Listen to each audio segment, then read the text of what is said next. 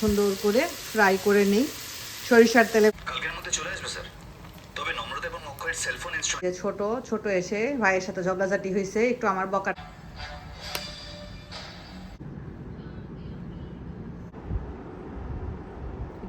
আসসালামু আলাইকুম, আশা করছি ভালো আছেন। আমরা আলহামদুলিল্লাহ ভালো আছি। আজকে ইফতারিতে থাকবে হলো পাস্তা রান্না করব। আজকে ইফতারিতে পাস্তা হলো চিকেন দিয়ে রান্না করব। এখানে চিকেনের বুকের অংশ আমি ম্যারিনেট করে রেখেছিলাম, প্রায় হাফ অ্যান আওয়ার হয়ে গেছে ম্যারিনেট করে রেখেছি।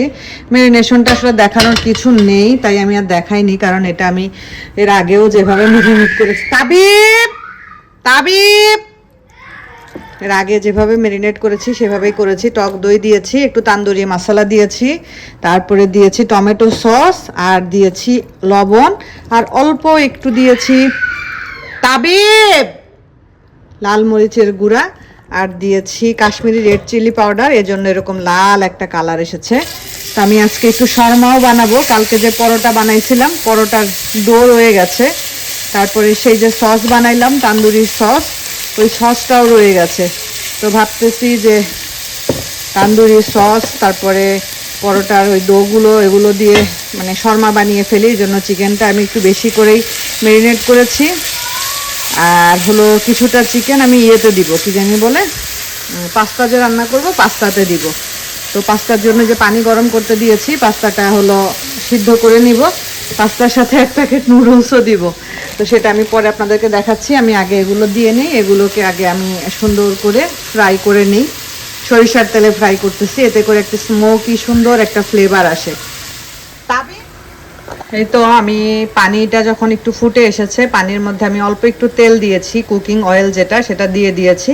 তারপর আমি যেখানে পাস্তাগুলো সিদ্ধ করতে দিয়ে দিয়েছি, পাস্তাগুলো সিদ্ধ হয়ে যখন মোটামুটি একদম বেশ খানিকটা সিদ্ধ হয়ে আসবে, ধরেন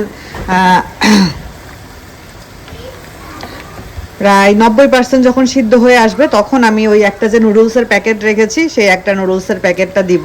কারণ পাস্তা সিদ্ধ হতে সময় লাগে, নুডলস সিদ্ধ হতে একদমই সময় লাগে না। এখন একসাথে নুডলসটা দিয়ে দিলে নুডলস ভর্তা হয়ে যাবে। তো পাস্তাটা সিদ্ধ হোক ভালোভাবে, আমি একটু নেড়ে চেড়ে দিচ্ছি, ভালো করে সিদ্ধ হয়ে নিক। আর এদিক থেকে তো এই যে চিকেনটা হচ্ছে, চিকেনের পানি একদম শুকাই ফেলবো।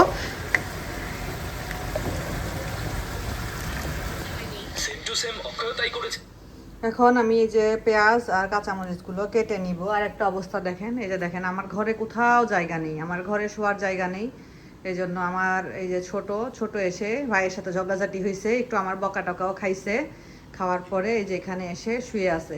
আব্বু ফ্যানটা বন্ধ করে দাও, ওই যে ফ্যান চলতেছে, ফ্যানটা বন্ধ করে দাও। তুমি তো ওখানে নাই, শুধু শুধু কারেন্ট অপচয় হচ্ছে। না হলে তুমি সোফায় গিয়ে শো, এখানে শুয়ে থাকে না মা, হাতে পায়ে ব্যথা পাবা। যাও সোফায় গিয়ে শুয়ে থাকো। বলো কেন দেখতেছো না?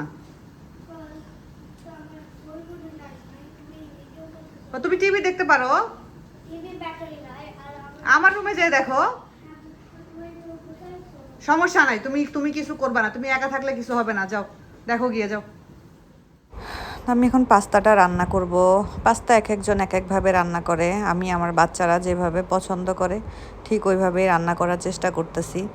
তেল দিয়ে দিলাম, তারপরে ডিম দিয়ে দিচ্ছি, যে যে কয়টা ডিম দিতে চাই। আমি পাস্তাটা একটু মানে বেশি সিদ্ধ করে ফেলেছি, বেশি সিদ্ধ করে ফেলেছি বলতে পরিমাণে বেশি সিদ্ধ করে ফেলেছি, এতটা আসলে দরকার ছিল না। যাই হোক, ডিমটাকে এখন স্ক্রাম্বল করে নিব আর কি। চুলার জালটা একটু বাড়িয়ে দিলাম, একটা মানে ছড়ানো পাত্র নিয়েছি যাতে নাড়াচাড়া করতে সুবিধা হয়। ডিমের মধ্যে আমি অল্প একটু ম্যাগি ম্যাজিক মশলা যেটা পাওয়া যায় ওটা দিয়ে দিলাম। আপনারা নুডলসের মশলা দিলেও চলবে, আর যদি দিতে না চান এগুলো না দিলেও চলবে, সমস্যা নেই। কাঁচামরিচ আর পেঁয়াজ কুচি দিয়ে দিলাম, দিয়ে একটু নেড়ে চেড়ে ভেজে নিয়ে সেই সিদ্ধ করা পাস্তা। আর এখানে আমি অল্প একটু নুডলস অ্যাড করেছিলাম, এক প্যাকেট মতো, ছোট্ট একটা প্যাকেটের নুডলস অ্যাড করেছি। আর এখানে এখন দিয়ে দিচ্ছি আমি ম্যাগি ম্যাজিক মশলা, 2টা প্যাকেট আমি দিয়ে দিলাম এর মধ্যে।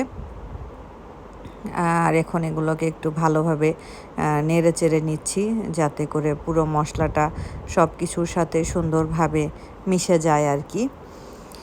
আর এই মুহূর্তে আমি দিয়ে দিচ্ছি যে নুডলস যেটা নিয়েছিলাম, নুডলসের প্যাকেটে যে মশলাটা ছিল ওইটা অ্যাড করলাম। আর আমি এখন এর মধ্যে অ্যাড করছি স্বাদ অনুযায়ী লবণ, আর দিয়ে দিব অল্প একটু গোলমরিচের গুঁড়ো। এটা জাস্ট টেস্টটাকে একটু বাড়াবে, এটাই, এছাড়া আর কিছু না। আপনারা ইচ্ছা করলে এখানে চিকেনও দিতে পারেন, আমি চিকেনটা আর অ্যাড করলাম না। এখন দিয়ে দিব হলো টমেটো সস। যে যেমন পরিমাণের সস খেতে চান সে সেরকম পরিমাণের দিয়ে দিবেন, তাহলে হলো ব্যালেন্সটা আপনাদের মতো করে হবে আর কি। এখন খুব ভালোভাবে নেড়েচেড়ে নিচ্ছি। এখানে আর কোনো মশলা দেওয়ার কিছু নেই, এখানে যা যা দেওয়ার সবই মোটামুটি দেওয়া হয়ে গেছে। এই পর্যায়ে আমি এখানে জাস্ট অ্যাড করব একটু ধনিয়া পাতা, উপর থেকে কেটে এভাবে দিয়ে দিব। এটা একটু দিয়ে দেখবেন যে টেস্টটা কি পরিমাণ বেড়ে যায় এবং খেতেও কতটা মজা লাগে। ব্যাস হয়ে গেল আমার। এখন আমি সেই যে চিকেনগুলোকে আমি ফ্রাই করে রেখেছিলাম ওইটা দিয়ে আমি এখন হলো করব, শর্মা বানিয়ে নিব। তো আমার তো ডো করাই ছিল ফ্রিজে, তো সেই ডোটা আমি বের করে রেখে দিয়েছি হাফ অ্যান আওয়ার মতো। এই তো 4টা ডো আছে, এখন হাফ অ্যান আওয়ার মতো রেখে দিয়েছি। এখন রুটি বেলে নিব, মানে নর্মাল রুটি আর কি, যেভাবে আমরা বানাই রুটি ওভাবে করে বেলে নিব। এখন রুটি বানাতে বানাতে বেশ হাতে একটা মানে মাপ চলে এসেছে। এখন আলহামদুলিল্লাহ রুটি গোল হয়, আবার সুন্দর হয়, খারাপ হয় না, খেতেও ভালোই হয়। তো যেহেতু শর্মা বানাবো তাই একদম রুটির মতো করে পাতলা করব না, একটু মোটা রাখবো, যাতে মানে খেতে ভালো লাগে আর কি। আর এটা তো পরোটার ডো ছিল, এটা তো আর শর্মার ডো ছিল না। শর্মার ডো তো ইস্ট দিয়ে নান যেভাবে করা হয় ওইভাবে করে করতে হয়। তো এটা যেহেতু পরোটার ডো, তো এটা একটু শক্ত হবে স্বাভাবিক। এই যে দেখেন কি সুন্দর পুরোটা ফুলে উঠেছে। তো আমি ছোট একটা স্প্যাচুলা নিয়েছি, এই জন্য আমার মানে উল্টায় দিতে একটু কষ্ট হচ্ছিল। এটা একটু জাস্ট নিচ থেকে একটু পুরা লেগে গেছে, চুলার জালটা কমিয়ে দিতে হবে, জালটা অনেক বাড়ানো। হয়তো গতকালকের সেই সস, এই সসটার রেসিপি যারা চাচ্ছেন তারা আমার গতকালের ভিডিওটা ফলো করলেই পেয়ে যাবেন। কি হয়েছে তাবলু? এটা হলো গতকালকের আমি একটা তান্দুরি সস বানিয়েছিলাম, সেই সস, ওইটা দিয়ে আমি আজকে শর্মাটা বানাবো। তো এই যে চিকেনগুলো একদম ভাজা ভাজা করে নিয়েছি, রুটির উপরে দিয়ে দিলাম, আর দিয়ে দিব সস। আরে বাবারে কি হলো, তাবলু আমার পাশে বসে আছে, আমি ভয়েস দিচ্ছি, আমার পাশে বসে আছে সে। তো সসটা একটু পরিমাণে বেশি দিলে খেতে মজা হবে। আর এখানে যদি কেউ শসা বা ক্যাপসিকাম বা ক্যাবেজ এগুলো অ্যাড করতে চান অ্যাড করতে পারেন, আমি আর অ্যাড করলাম না। আমার কাছে এটাই মনে হলো যে ঠিক আছে, পারফেক্ট, কারণ তোষান এইভাবে খেতেই পছন্দ করে। তো বানাই নেই সবগুলো। আমরা ইফতারি নিয়ে বসে পড়েছি, বাবাও আসতেছে। আজকে একদম 2 আইটেমের ইফতারি। আজকে তো শান্তার স্কুল থেকে ইফতারি দিছে, ওদের স্কুলে বাচ্চারা রান্না করছে। তারপরে হ্যাঁ ইউনিট মানে যারা হলো সেকেন্ডারি লেভেলের যারা, তারা রান্না করছে। তোমরা তো প্রাইমারি লেভেলের রান্না করছে। এটার জন্য আমরা সবাই ডোনেশন দিছিলাম, সব প্যারেন্টসরা ডোনেট করছে, আরও হয়তো বা ডোনেশন নিয়ে সবার জন্য রান্না করছে। স্কুলেও দিবে, আবার হলো যারা নিডি পিপল তাদেরকেও দিবে, বা এমনিও হয়তো বা মানুষকে ইফতারি দিবে আর কি। তো শান্তা আবিব দুজনকেই দিছে ইফতারি, মালয়েশিয়ান ইফতারি বুবুর। আর এখানে হলো আমি হলো করছি, কি জানি বলে, পাস্তা করছি, আর এই যে শর্মা করছি। শর্মা এখানে রাখতেছে কেন, ফেলে দিয়ে এসো, বাবার প্লেট না তো। তো এই যে আমার এই জুসটা সত্যি মানে অনেক কাজে দিচ্ছে, আমি এটা খেয়ে অনেক শান্তি পাই। ইফতারের পরে তো আমি আসলে কোনো চিনি জাতীয় জুস খাই না, একদমই খাই না, এগুলা বাপ বেটা খাই, আমি খাই না আলহামদুলিল্লাহ। ইফতার শেষ করে আমি নামাজ শেষ করে হঠাৎ করে দেখলাম যে এত সুন্দর একটা চাঁদ, পরে শুনলাম যেটা মানে চন্দ্রগ্রহণ ছিল আর কি। আর এত ভালো লাগছিল, আমার বাসা যেহেতু অনেক উপরে, এইখান থেকে নিচের এই সুন্দর দৃশ্যটা দেখতে সত্যি অনেক ভালো লাগে। আর চাঁদটাও খুব সুন্দর লাগছিল, একদম ফুল মুন যেটাকে বলে, খুবই ভালো লাগছিল। চারদিকে আবার আতশবাজিও হচ্ছিল। ইফতারি শেষ করলাম, কতক্ষণ বসে বাহিরের চাঁদ দেখলাম, ভালো লাগতেছিল দেখতে, মনটা খারাপ লাগতেছিল অনেক। ভাবলাম ব্লগটা শেষ করি। আজকে তো আমাদের 15 রোজা শেষ হয়ে গেল, তাই না? অনেকে 16 রোজা, আমাদের 15 রোজা অনেক জায়গায় একদিন আগে শুরু হয়েছে। তো সবার মোটামুটি হয়তো বা কেনাকাটা শেষ, বা কেউ কেনাকাটা করবেন, বেতন পেলে হয়, বোনাস পেলে কেনাকাটা শুরু হবে। তো বিকালের দিকে আমি হলো ইফতারি বানাচ্ছিলাম। তো ইফতারি বানাতে বানাতে হঠাৎ দেখি ভাইয়া ফোন দিয়েছে, ভিডিও কল। ভাইয়া সবসময় ভিডিও কল দেয়, অডিও কল কখনো ভাইয়া দেয় না।